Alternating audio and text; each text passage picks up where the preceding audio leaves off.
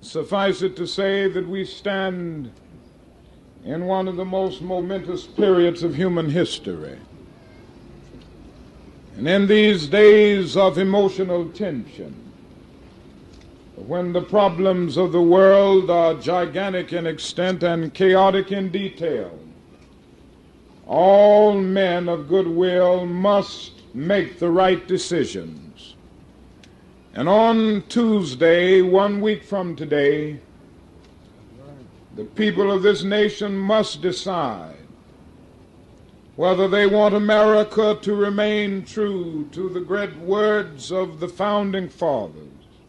We hold these truths to be self-evident, that all men are created equal, that they are endowed by their Creator with certain inalienable rights, that among these are life, liberty, and the pursuit of happiness.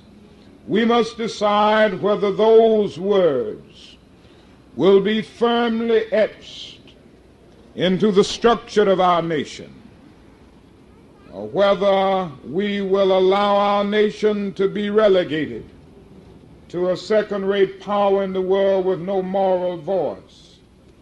We must decide next Tuesday whether America will take the high road of justice and peace and compassion for the poor and underprivileged, or whether this nation will tread the low road of man's inhumanity to man, of injustice, of short-sightedness.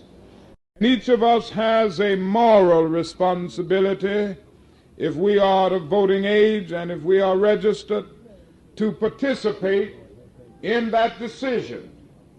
I come here to urge every person under the sound of my voice to go to the polls on the 3rd of November and vote your convictions.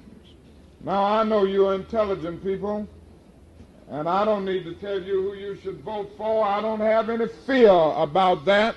You know who to vote for. I'm just asking you to vote. Now, just if you need,